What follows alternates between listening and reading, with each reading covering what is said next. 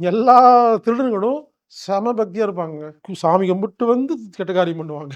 ஏன்னா அவங்களுக்காக வேண்டிட்டு வராங்க. இறைவா இன்னைக்கு நல்ல ஒரு ஏமாளியா மாற்றணும் இறைவான்னு வேண்டிட்டு வருவாங்க.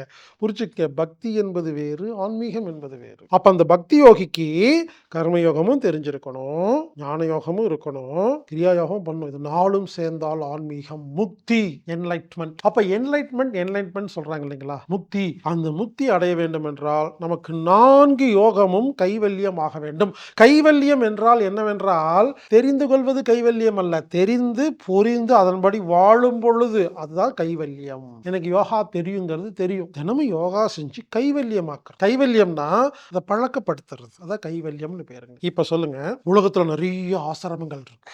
நெறைய குருநாதர் இருக்காங்க. நெறைய மார்க்கங்கள் இருக்கு. நெறைய மதங்கள் இருக்கு. நெறைய வழிமுறைகள் இருக்கு. நெறைய சாமியார்கள், நெறைய ஸ்பீக்கர்ஸ், நெறைய பேர் இருக்காங்க இல்லைங்களா? இவங்க எல்லாருக்கும் ஏன் முரண்பாடு இருக்கிறது என்று பார்க்கலாம். இது புரியணும்னா கர்மயோகம், கிரியா யோகம், பக்தி யோகம், ஞான யோகம் இந்த 4ம் தெரிஞ்சாதான் இந்த கேள்விக்கே பதில் கிடைக்கும். அதனால தான் இவ்வளவு நேரம் கழிச்சு இந்த பதில் சொல்றேன். எல்லாருக்கும் ஒரு சந்தேகம். இந்த சாமியாரு நான்வெஜ் சாப்பிடுன்னு சொல்றாரு. அந்த சாமியார் நான்வெஜ் சாப்பிட வேண்டாம்னு சொல்றாரு. எது சிறந்தது? இவர் யோகாவே பண்ண வேண்டாங்கிறாரு. இவர் யோகா பண்ணுங்கிறாரு. இவர் இதான் கடவுள்ங்கிறாரு. அதான் கடவுள். இப்படி நிறைய முரண்பாடு இருக்கு இல்லைங்களா? புரிஞ்சுக்கங்க. இது என்ன அப்படின்னு கேட்டீங்கன்னா, எல்லாரும் நல்லா புரிஞ்சுக்கங்க.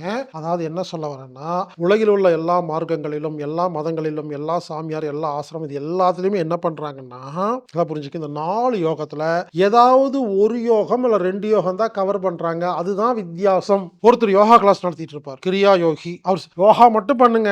கோயிலுக்குள்ள எதுக்குங்க போறீங்க பாரு. ஒருத்தர் சாமி கும்பிடுங்க. இல்ல அட எதுக்குங்க யோகா பண்ணிட்டு வாங்க சாமி கும்பிடுங்க பாரு. அவரு பக்தி யோகி. எதுக்கு யோகாக்கு போற? எதுக்கு கோயிலுக்கு போற? அறிவு இல்ல உனக்கு? இவரு அட அறிவு இல்ல, காசு வேணும்னா போய் சம்பாரி, அறிவு வளர்த்திக்கோ. அதுக்கு எதுக்கு சாமி கிட்ட போறேன்னு கேட்பாரு ஒருத்தர். இவரு ஞான யோகி. இன்னொருத்தர் எதுக்குப்பா அதெல்லாம் பண்ணிட்டு கடமை பண்ணிட்டு போலாம்ப்பா, அதெல்லாம் கோயிலுக்கு போறதுக்கெல்லாம் டைம் இல்லப்பா, அதெல்லாம் டைம் இல்லப்பா, இருக்க வேலை இருக்குப்பா, குழந்தை படிக்க வைக்கணும், வேலையை பார்த்துட்டு இருப்பாருங்க அவரு. கர்மயோகம். புரிஞ்சுங்களா? அப்ப என்ன சொல்ல வரேன்னா, உலகில் உள்ள எல்லா ஆசிரமங்களையும் ஏதாவது ஒரு யோகத்தை தான் சொல்லித் தருகிறார்கள்.